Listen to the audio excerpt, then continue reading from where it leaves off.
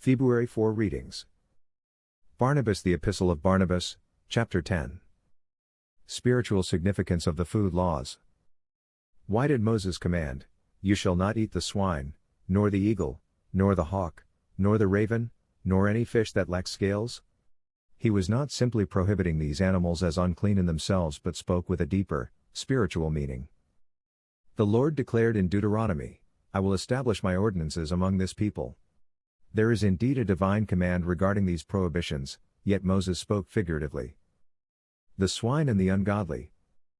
Moses forbade the eating of swine to signify, do not associate with those who resemble swine. Just as swine live in pleasure and forget their master, only crying out when in need, so too do certain people, when they prosper, they ignore the Lord, but in hardship, they call upon him. Predatory birds and the unrighteous. Likewise, Moses said, "You shall not eat the eagle, nor the hawk, nor the kite, nor the raven." Why? Because these creatures represent those who, instead of working honestly, seize the property of others. They disguise themselves in outward simplicity but seek to plunder others through wickedness, just as these birds prey on the weak while appearing noble. Unclean sea creatures and the wicked. Moses also forbade the consumption of certain sea creatures, such as the lamprey, the polypus, and the cuttlefish.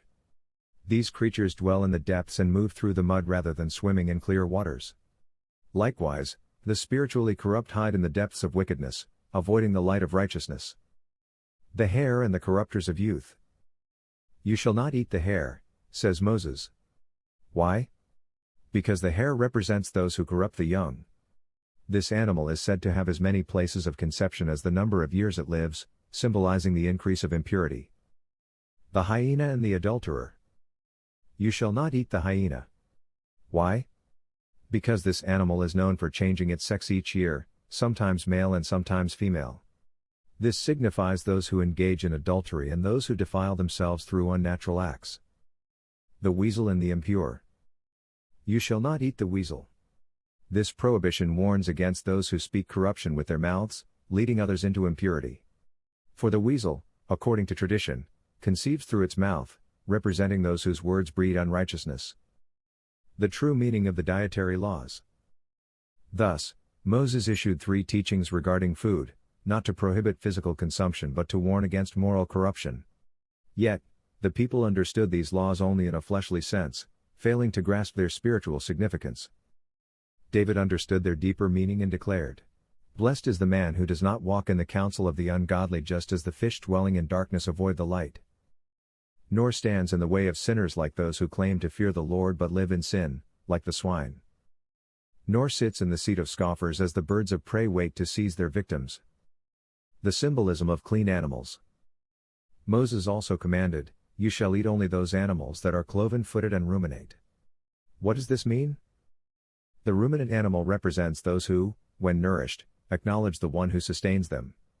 They meditate on God's law and rejoice in his goodness. The cloven-footed animal represents those who live in this world yet walk toward the holy state to come. Thus, Moses spoke well, but how could the people understand unless their hearts and ears were circumcised? We now rightly understand these commandments, explaining them as the Lord intended. For this purpose, he has circumcised our ears and hearts, that we might comprehend these truths. Augustine. Confessions, Book 2, chapters 7-8. Thanksgiving for the remission of sins. What shall I render unto the Lord, that while recalling my past sins, my soul is not overcome with despair? I will love thee, O Lord, and give thanks, confessing thy name, because thou hast removed from me such wicked and shameful deeds. It is to thy grace and mercy that I owe the melting away of my sin, as ice melts before the sun. To thy grace also, I attribute all the evil I did not commit. For what sin might I not have done, loving sin for its own sake? I confess that all my iniquities have been pardoned, both those committed by my own willfulness and those I avoided only through thy guidance. Who among men, upon reflecting on his own weakness, can claim his purity and innocence as his own strength? Let him not, therefore, love thee less, as if he needed less of thy mercy. For thou dost forgive all who turn to thee. Let those who, heeding thy call, have obeyed and shunned the sins I now recall, not look down upon me. They were spared, but it was the same physician who healed me that preserved them from falling.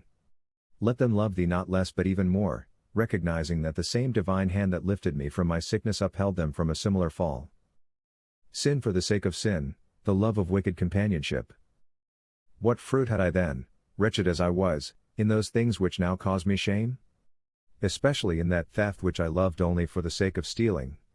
The theft itself was nothing, and yet, how much more wretched was I, loving it for its own sake. Yet I would not have done it alone. I remember my heart, I could not have done it alone. What I loved was not the stolen fruit, but the companionship of my fellow sinners. I did not love the theft merely as an act but delighted in the bond it created among us. And yet, was that bond itself anything real? What is this mystery, O Lord? Who can teach me but Thee, who searches the depths of my heart? Why did I love the crime itself? If I had loved the pears I stole, I might have taken them alone and enjoyed them without needing accomplices. But my pleasure was not in the pears, it was in the crime itself, and in the company of those who sinned with me. Thomas Aquinas. Summa Theologica, Part 1, Question 15, Article 2. Whether there are ideas in God. Objection. It seems that there are no ideas in God, for ideas are concepts of the mind, and since God's knowledge is entirely simple and undivided, it does not consist of distinct ideas. I answer that there must be ideas in God, for an idea is nothing other than the form of something existing in the intellect. Since God is the first cause of all things, He must possess within Himself the exemplar by which all things are created. These exemplars, existing in His intellect from all eternity, are what we call divine ideas. God knows all things by knowing Himself, and within His knowledge, all things have their proper form. Thus, He comprehends not only what exists but also what could exist. The multiplicity of things does not imply division in God, for His knowledge is wholly simple. Rather, the diversity of creation proceeds from His single, perfect act of knowing Himself as the cause of all being. Therefore, ideas exist in God, not as separate or distinct forms but as unified within His perfect and infinite intellect.